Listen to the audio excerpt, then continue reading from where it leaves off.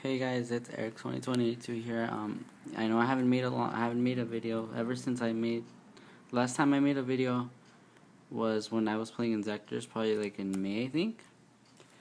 But since I haven't made a video, I switched decks obviously, and I'm playing Chaos Dragons probably for the rest of this format. I mean, if it gets touched, I guess, but I really like this deck. I've been doing so much better. Um, yeah, pretty much that, and I just like this deck. It's probably the only deck I like this format. So I'll just start it because I hate making long videos. So, two red eyes. Obviously, he's the main dragon, and that's why he's there for these. So they can keep like make the loop, I guess you can say. And they're beaters, and that's why it's called Chaos Dragons. And then two dark pillars. These are like your foolishes. They get your pulsars. Most of the time, you always want to get your pulsars that you like want to send a dark target, like another dark player. Like there's sometimes when you have to discard, or you can just like send a pulsar if you need it. Really good card. It wins a lot of games actually. And then one dark arm. When you summon him, you probably have game. And then two wyverns. To get your dark arms and your red eyes is. And then for the chaos part, it's just obviously the one BLS and the two Chaos Sorcerers. This guy is just really sacky, and these are a level 6, so you can easily make rank 6, and they get rid of a monster on the field for free. So yeah, and then 3 tour guides, and then one thing, and this makes your hand most of the time just consistent.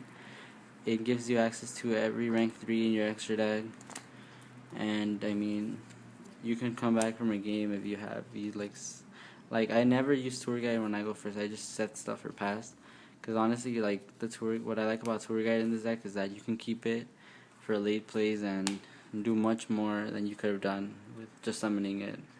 I always keep the tour guides. Yeah, like I said, just for consistency. Like when you need a Raikou for your recharge, you can just summon tour guide, leave Sangan, and pass. And then I play 3 Lila to get rid of back rows and stuff that you don't want. And then I play Trip Raikou. I like the 3/3. Raikou just gets rid of, like, when my opponent's playing Dino Rabbit, I can just set Raikou and they're probably going to be scared to attack. So it gives you turns to draw what you need sometimes. And then double Troop. 19 beaters, you draw a card and you mill. What more can I say? Milling is the best part of the card. And then 3 Veilers. This is the hand trap. And then I play 1 Maxi. Lately, with wind-ups being annoying, I just wanted to add the Maxi, and it's been working pretty good. So just that, and it also like wins me a lot of games against Dino Rabbit. Just gives me that extra card. And then 1 Gores, staple in almost every deck. And then 1 Tragodia. This guy is also like, it's good against a mirror match. It's kind of bad against Inzectors, it's bad against windups, and it's really, really good against Dino Rabbit. When they don't see this coming, when they attack with the Logi into a monster, and you drop this guy, they have to like start setting stuff, and then you can stall out with him, which I've done so many times. And then obviously the nutty card in this deck. If you activate this and it goes through, most of the times you win. I lost once when I activated this, but after that I never lost when I do this card.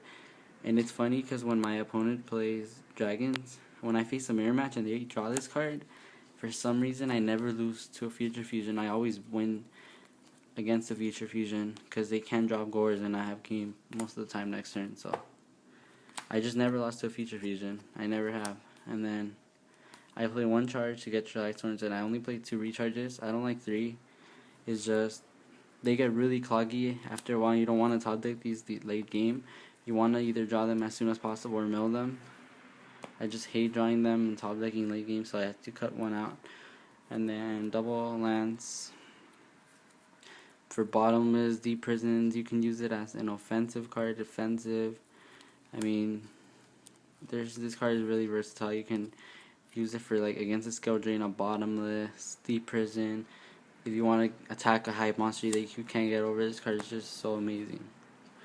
Allure, sometimes when you draw really bad hands, this allure can actually just give your hand, like, draw you something that you might want. I mean, I think it's just there just to add like extra cards. Like if you have a really bad hand, this actually can solve you the problem. That's what I'm trying to say. Not, yeah, that's all I'm trying to say. And then one mind control. I have to explain this card a bit. I mean, a lot of Dragon players don't play this card. People just cite it. I seen one person that actually cites this card, but I think this card is worth. It's worth it to main in this deck because one, it's good against like any deck. Like since your tour guide rank 4s, especially against a mirror match, it's amazing against a mirror match. I mean, I think this card is worth to play in this deck, and I tried it so many times and I love it. It's just a really good card in general. And then one heavy, obviously staple, and then the last two staples, Dark Hole Reborn. And then for the extra deck, I play 5-headed for the feature fusion, obviously, and then one armory for the synchros, actually, just one armory, one black rose, and one wyvern. Wins me so many games. This is almost the synchro that I mostly summon a lot because most of the time when I summon this, I also win a game. In regionals, like I was short down one card. Like my opponent had a BLS, I couldn't get over it, and I looked at my extra deck and I made this guy because that was a highlight point. I got over a BLS and attacked him for games. So, I mean, ever since that day, I love this card. And then one of these, a lot of people don't play it, but sometimes when you really need a light and you're desperate because you drew a dark cat, I just make this and pass. It's just there for a light target, I guess you can say. Moves a Rhythm. I really like this card. It's a 3k beater, and it also gives me a turn to stall, which has won me a game because I stalled already. Like if I leave him on the field, my opponent doesn't want to attack, or they're gonna have to attack and waste something on him. I like Moves a Rhythm. And then one Zen mains. It's obviously a staple. He's probably the best rank 3 out right now. One of the best rank 3s.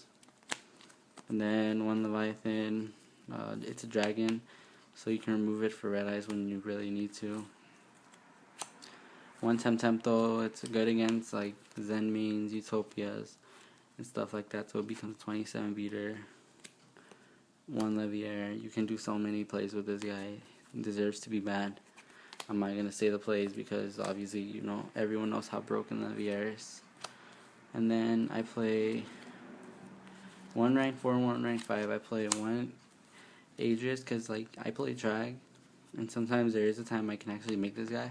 I made it twice, and every time I make this I also win games. It's a dark target, it's 26 beater, and it gets rid of a monster in the field when you really have a bad hand, so I like it.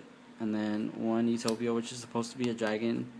I don't like him that much, but he's okay. But I will be taking him out for the dragon, the Queen Dragon Dejin, because she's better. And then I played 2 rank 6. Megs the Beetle. Half the time I summon this card, I win a game. And I kind of summon him, but since like no one's using Injectors no more, since apparently they lost popularity, I don't like this card. It's like whatever. It has won me like a couple of games, but it's about it. And then this guy wins me a lot of games. Sometimes you can just stack it on top of an Exhibitor or a fucking Bouncer, and then just remove it and drop your red eyes. You can do so many plays with just because it's a dragon. That's why. And yeah, well, I don't want to show my side because it's already an 8-minute video, so I know this video is kind of shitty because I really don't talk and explain a lot of the cards, but I'm just really tired and it's about to be 11:30, I think. So yeah, guys, please rate, comment, and subscribe, and peace.